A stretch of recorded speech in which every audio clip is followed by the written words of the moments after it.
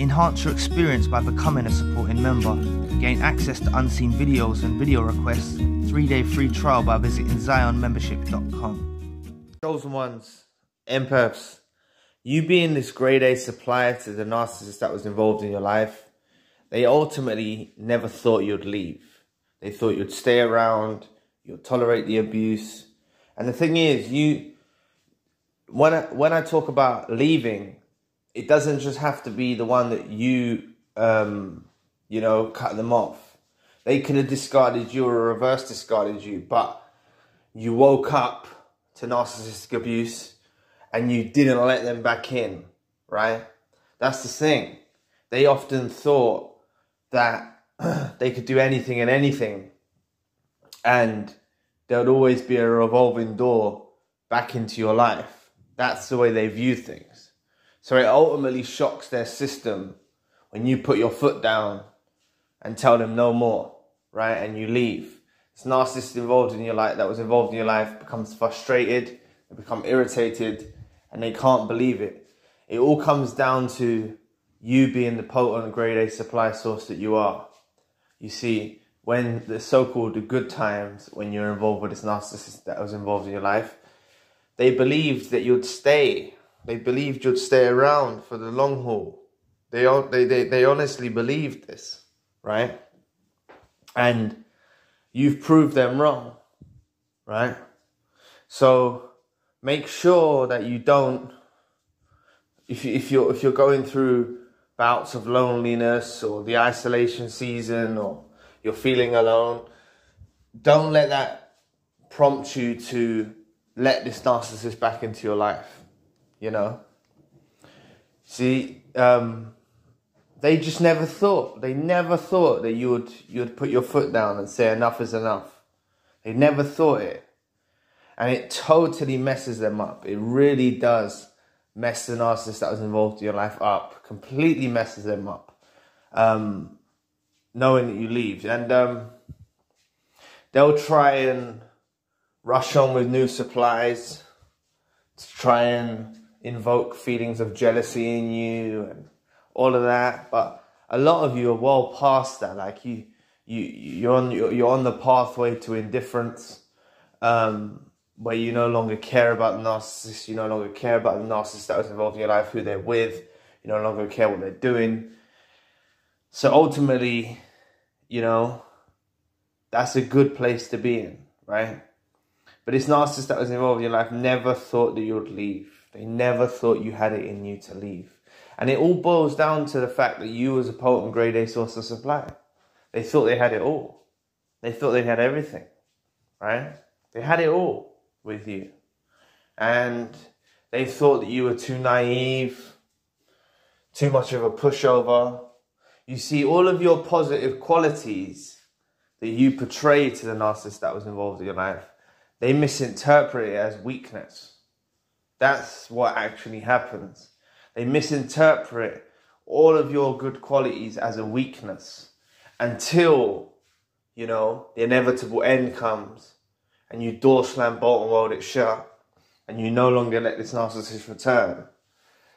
Then they realize. That's the only time they realize, and then they start to understand about your qualities and about your traits.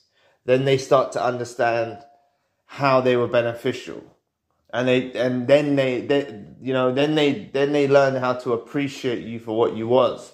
But that's not enough to say that if you went back into a relationship with them, that they would appreciate you. It's just they're aware now that you've door slam bolted and welded it shut. Now they're aware that you did possess good qualities and traits, but it's not enough for them to actually change their ways. Please press the like and the subscribe button. Help your brother out. It will take 2 seconds of your time. Thank you. But you need to be really proud of where you're at. If you manage to door slam, bolt and weld it shut, tell this narcissist where to go, right? This narcissist that was involved in your life, you told him where to go. You want nothing more to do with them. You need to be really proud that you are able to do that. You know, you need to be really proud of yourself. Because it can be a really chaotic situation. You know, you can have mixed feelings. You might have some degrees of codependency. It can seem like a really rough road. Sometimes it may feel easier to stay with a narcissist that was involved in your life, you know, because some people were together with them for decades, you know, but this doesn't always have to just be romantic relationships, right? This could be friendships, family members, colleagues, associates, romantic partners, either or. You know, once you put your foot down and you stop tolerating the abuse and you door slam bolt hold it shut, it sends shockwaves to their system. They honestly really believe that you would never leave. You would never say no, like enough is enough.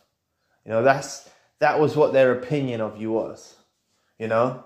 And this is why, as I said in the beginning segment, you might have gone for a discard or a reverse discard. This doesn't have to just mean, you know, you cutting them off because they become too toxic. What I'm trying to express in this message is, you may have been discarded or reverse discarded, but they're only putting you on the shelf, right? And then you had enough of that and you door slammed them.